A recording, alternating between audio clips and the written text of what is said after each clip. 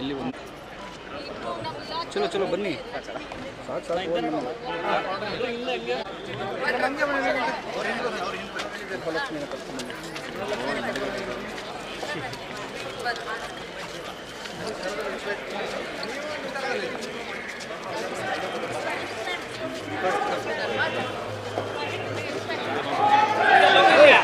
ಹಿಂದೆ ಬನ್ನಿ ಅಷ್ಟೇ.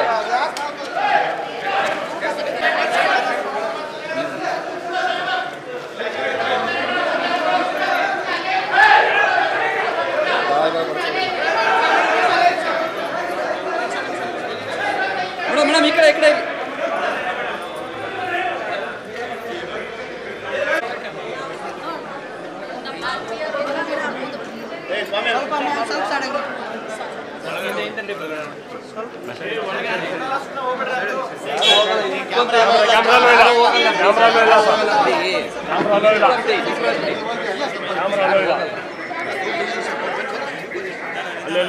ಅಲ್ಲೊಂದು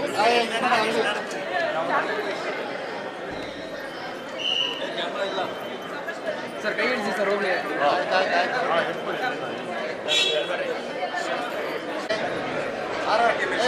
ಪಾಸ್ ಬರ್ಲಿ ಕಳಿಸ್ರಿ. 6 ಜನ ಕರ್ಕೊಂಡ್ಬಂದ್ಬಿಟ್ರಿ. ಕಳಿಸ್ಲಾ?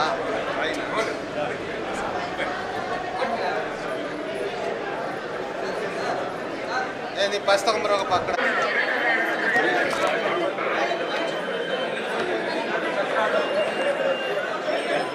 ಸರ್ ಸ್ವಲ್ಪ ಸೈಡ್ ಬನ್ನಿ, ಸ್ವಲ್ಪ ಸರ್, ಸ್ವಲ್ಪ ಸ್ವಲ್ಪ ಸೈಡ್.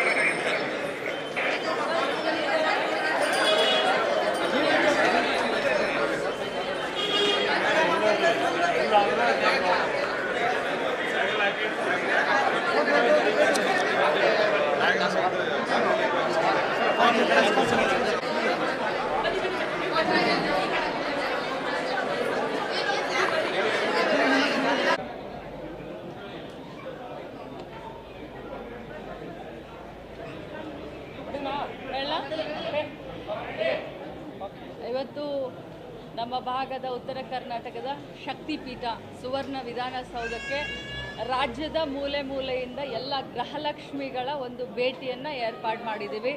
ಯಾಕಂತಂದರೆ ಈ ಯೋಜನೆ ಶುರು ಆದಾಗಿಂದ ಬಹಳಷ್ಟು ಟೀಕೆ ಟಿಪ್ಪಣಿಗಳು, ವಿರೋಧ ಪಕ್ಷದವರು ಈ ಯೋಜನೆಯನ್ನು ಬರೀ ಇಲೆಕ್ಷನ್ಗೋಸ್ಕರ ಅಷ್ಟೇ ಮಾಡಿದ್ದಾರೆ ಅಂತ ಹೇಳಿ ಬಹಳಷ್ಟು ಮಾನ್ಯ ಮುಖ್ಯಮಂತ್ರಿಗಳ ಮೇಲೆ, ನಮ್ಮ ಸರ್ಕಾರದ ಮೇಲೆ ಗೂಬೆಯನ್ನು ಕೂರಿಸ್ತಾ ಇದ್ರು.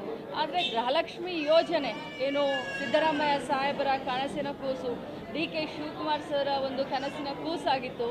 ಈ ಗೃಹಲಕ್ಷ್ಮಿಯ ಯೋಜನೆಯಿಂದ ರಾಜ್ಯದ ಮೂಲೆ ಮೂಲೆಯಿಂದ ಇವತ್ತು ಇಲ್ಲಿನೂ ನಿಂತ್ಕೊಂಡಿದ್ದಾರೆ, ಅಲ್ಲಿ ನೋಡ್ಬೋದು ಅಲ್ಲಿನೂ ನಿಂತ್ಕೊಂಡಿದ್ದಾರೆ. ಅವ್ರಿಗೂ ಕೂಡ ಗೃಹಲಕ್ಷ್ಮಿಯ ಲಾಭ ಆಗಿದೆ.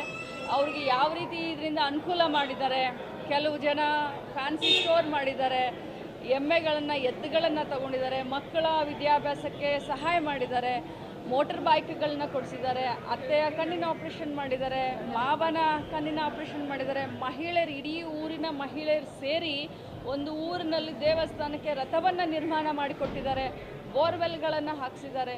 ಸೊ ಈ ಎಲ್ಲ ಮಹಿಳೆಯರನ್ನು ಇವತ್ತು ಮಾನ್ಯ ಮುಖ್ಯಮಂತ್ರಿಗಳು ಮತ್ತು ಉಪಮುಖ್ಯಮಂತ್ರಿಗಳ ಜೊತೆಯಲ್ಲಿ ಸಂವಾದ ಕಾರ್ಯಕ್ರಮ ಮಾಡಿಸೋದಕ್ಕೆ ಮತ್ತು ವಿಶೇಷವಾಗಿ ನಮ್ಮ ಮಹಿಳಾ ಮಕ್ಕಳ ಕಲ್ಯಾಣ ಇಲಾಖೆಯ ಕೆಲಸ ಯಾವ ರೀತಿ ಇರುತ್ತೆ, ಈ ಯೋಜನೆಯ ಅನುಷ್ಠಾನ ಹೇಗಿರುತ್ತೆ, ಇಲಾಖೆಯ ಅಧಿಕಾರಿಗಳ ಜೊತೆ ಒಂದು ಸಂವಾದ ಕಾರ್ಯಕ್ರಮವನ್ನು ಕೂಡ ನಾವು ಮಾಡ್ತಾಯಿದ್ದೀವಿ. ಜೊತೆಯಲ್ಲಿ ಟ್ರಾನ್ಸ್ಜೆಂಡರ್ಸ್, ಈ ಸಮಾಜದಲ್ಲಿ ದಮನಿತರು, ಧ್ವನಿ ಇಲ್ಲದಂಥವರು ಅಂತ ಬಹಳಷ್ಟು ಟೀಕೆ ಟಿಪ್ಪಣಿ ಇರ್ತಾಯಿತ್ತು. ಆದರೆ ಇವತ್ತು ಗೃಹಲಕ್ಷ್ಮಿಯ ಯೋಜನೆಯನ್ನು ಟ್ರಾನ್ಸ್ಜೆಂಡರ್ಸ್ ಕೂಡ ಈ ತಿಂಗಳದಿಂದ ನಾವು ಕೊಡ್ತಾ ಇದ್ದೀವಿ.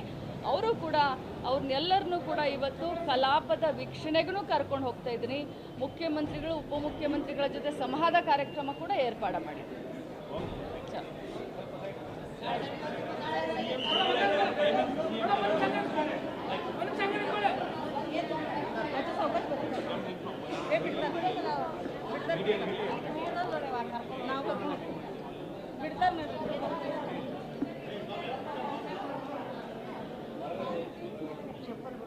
ಚಪ್ಪಲಿಲ್ಲ ಹಾಕೊಂಡು ಬರಬೇಕು.